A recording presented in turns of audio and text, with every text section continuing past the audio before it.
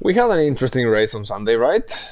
Um, More interesting, perhaps, because Alonso didn't have a good start, or because he got hit from behind by Stroll in this corner.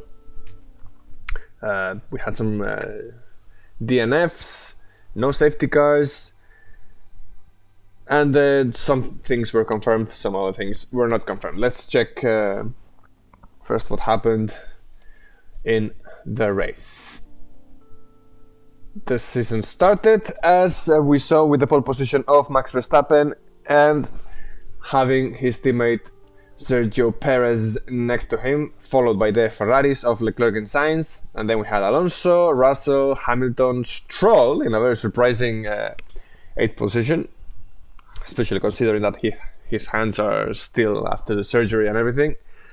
And so on. We had, if I'm mistaken, Ocon and then Hulkenberg. Anyway. So what did we see? We saw the start, Leclerc overtaking Sergio Perez, followed by Carlos Sainz, who once again for me was one of the disappointments of the race. He was complaining a lot on the radio about the tires. But anyway, there were points of the race where he was more than the distance between the Verstappen, who was the leader, and Leclerc, who was second at those moments, was smaller than the distance between Leclerc and Carlos Sainz. So then, of course, he will be saying that Ferrari should not have a number one established. But the race pace speaks for itself, right? Anyway. And this is one of the important things of the race. I don't know if you remember, but last year in Alpine, he was complaining, Alonso was complaining that the car was easy to brake, they were touching the car a little bit and it was breaking down, falling to pieces, blah, blah, blah. Look at the amount of the power of the hit of the Aston Martin of Lance Stroll to Alonso, right?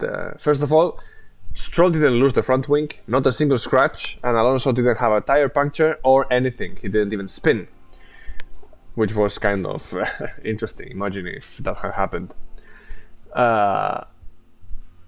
So it looks like the Aston Martin not only is kind of quick, not only is good preserving the race tires, it's also kind of a tank. It's indestructible.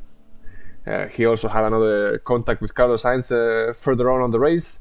But anyway, he got overtaken by both Mercedes, first Hamilton, and then after that punt from Stroll, he got overtaken by Russell. Did Alonso admit defeat? No. Did he let anything take him away? No. What he did was put the helmet on and drive. There was not a lot of resistance, to be honest. He was gonna get to the podium anyway. The Ferraris were struggling with the tires, and the Mercedes were gonna be easy targets for him.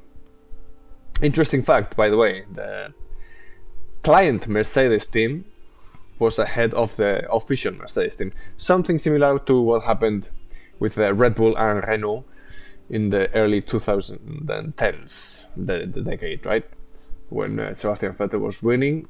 The Red Bull with the Renault engine was always ahead of the official team. So he got rid of Russell, he got rid of the Ninja, Valtteri Bottas, who was undercutting everyone, and a different strategy, not fighting, silently, similar to how Raikkonen used to do it before. And then we saw this, Sergio Perez getting rid of Charles Leclerc. And by the way, notice this, Leclerc, Sainz. Look at all the difference between one driver and the other one. And look at the distance as well, as I was telling you. 13 seconds, 13 seconds. And this was not the biggest distance between them, by the way. Of course, Leclerc later had no power, the engine failed, or the power unit, as you want to call it. But anyway. So that was for the Red Bull 1-2. And of course, Perez then got the distance, and it got away. And this is one of the interesting fights of the race. Alonso versus Hamilton. I think a lot of people were waiting for this fight to see what's going to happen. Alonso fans were very happy to see that Alonso was much faster, thanks to also the Aston Martin. But anyway, we saw them struggling and battling through the next corner 4, 5, 6, 7, 8 until we got to this corner. Alonso, by the way, I think we barely see overtakings in this corner. And Alonso kind of humiliated Hamilton by playing him as a fool, going to the outside first and then overtaking him on the inside. Not only that, on the DRS detection zone, he was behind. So once they got off the first corner, sorry, not the first corner, this corner, which I think it's turn 10, he got a DRS and he pulled off. Of course, Hamilton was DRS behind the DRS for several laps, but nothing he could do. Alonso pulled away. Anyway, then the biggest disappointment of the race. Charles Leclerc once again with reliability issues. Reliability issues that cost him to be fighting for the championship last year. Maybe not to the last race, but who knows? I mean, Verstappen was going to win anyway, especially after Spa-Francorchamps when Red Bull got liposuction, right? But once again, the season starts with Leclerc with 0 points. Is Ferrari going to have reliability issues during the season as they had last season? Both drivers, by the way. Here it was only Charles Leclerc, and Sainz took the chance to try to be on the podium, which he didn't anyway, because the tire degradation of the Ferrari is way too high.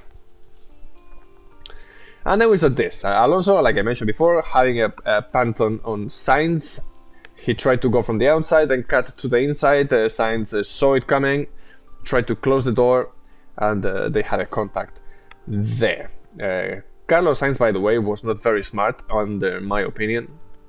Fighting, you can see the amount of laps that were remaining. 45 of 57 laps. That means it's like 12 to 12, 13, whatever, how many laps there are left. Not only he had to defend himself with worse tires and worse race pace than Alonso. So he was defending himself from Alonso, who was not gonna take too many laps to overtake him. Alonso is one of the best overtakers of the grid, we have to be honest. But look who was coming from behind. It was Hamilton, 2.1 seconds. So Carlos Sainz wasted a lot of time trying to defend himself from Alonso, knowing that Hamilton was coming from behind, and the Mercedes has a better tire degradation management. So he fought Alonso for several corners, like I mentioned. Alonso tried to do the same thing as he did to Hamilton. Carlos Sainz, I don't know if he knew it was coming, or they told him from the pit wall, be careful in turn 10, what's going to happen. But anyway, there was not much he could do. Alonso had DRS and got rid of him at once. Carlos Sainz could not even try to stay with him because he had a lot of tire degradation. And look at the distance now. He lost almost 1 second trying to defend himself from Alonso. Of course, later, Hamilton tried to pass the Ferrari, but he didn't. I don't know if they decided to save the engine or what was the problem with the Mercedes. Maybe it's not fast enough. Simple to put it in simple words. It's not fast enough, and they didn't overtake him. Let's not forget, Ferrari so far is the second fastest car in the grid in qualifying, which in theory it's where you show the whole potential of the car, right? Ferraris are gonna be there on Saturdays. Sundays is a big different thing. In those racetracks with big tire degradations, they will have issues as they had yesterday. Anyway, if you see the distance, Alonso was 10 seconds in front of Carlos Sainz. Was not pushing anymore because there was nothing worth gaining. And Leclerc was more or less 8-10 seconds in front of Carlos Sainz. So had Leclerc stayed on the race, Alonso was going to overtake him anyway. So both Ferraris were going to be out of the podium without reliability issues. Anyway, this is the standing of the race. Max Verstappen 11 or 12 seconds if you want. Sergio Perez, which I think they were kind of managing stuff. And then you can see it's the rest. Red Bull has a dominating car. It's kind of insulting how much dominating it is. Not only that, I don't know if anybody noticed, if you watched the race, most of the cars went for soft, hard, and hard. And the Red Bulls did soft, soft, hard. So not only they are extremely fast, they are extremely good at managing the tire degradation. So I think we are going to see a third consecutive world title for Max Verstappen, unless any of the other teams, which I don't think so. Maybe Aston Martin can do some miracles, but look at the difference between the Red Bulls and the rest.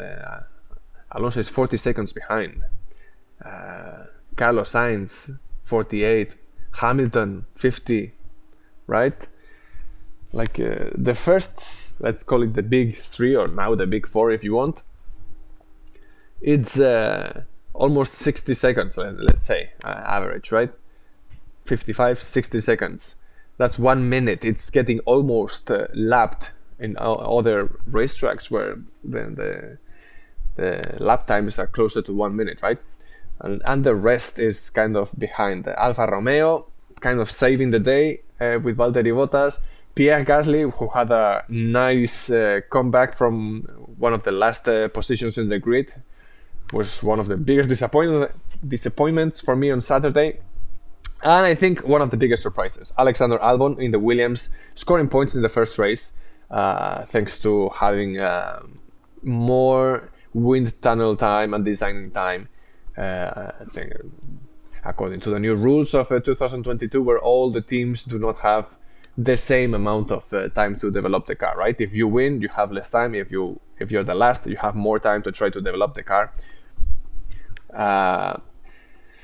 And we have here the rest. Alpha Tauri also 11th. I was expecting them to be much worse than that.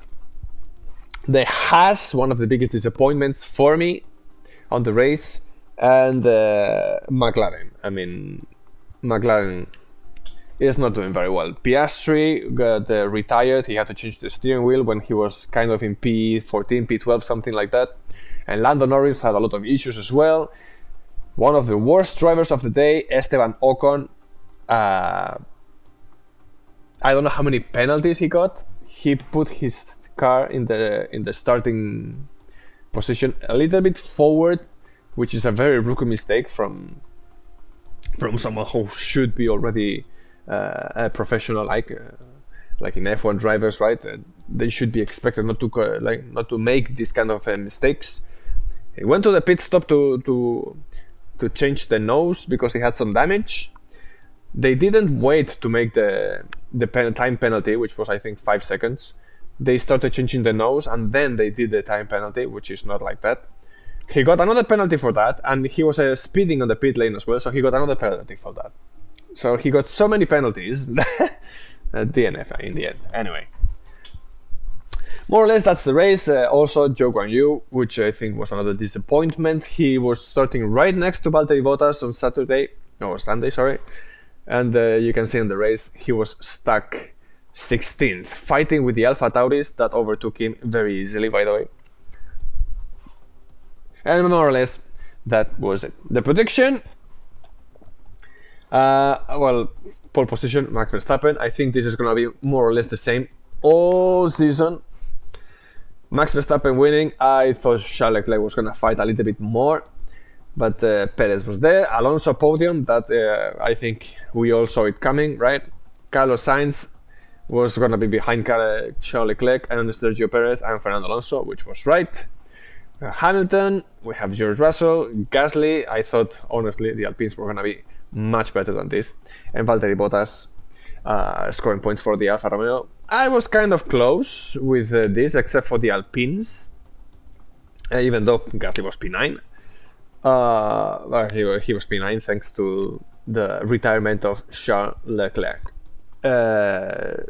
What can I say? I will make another video to analyze a little bit who and deserve points, let's say, or who is the better valued, who comes with a good result and who doesn't from the Bahrain Grand Prix, to see and analyze a little bit what each team should be expecting for the season, right? And that was the first race. Now let's see the quiz time I mentioned last time. If you know, the first corner is the Michael Schumacher, if you want to call it. It's the only corner from the Bahrain Grand Prix that has a name. The rest of the corners are named by numbers. If you knew that, that was cool. If you didn't know it, now you can go to sleep with something new. So as always, take it easy. The next race should be in Saudi Arabia, if I'm not mistaken. So see you there. And in the meantime, of course, I will try to upload all the videos, commenting stuff, news, and other interesting facts. The season has begun. Let's have some fun if we can, and if Red Bull allows it. See you.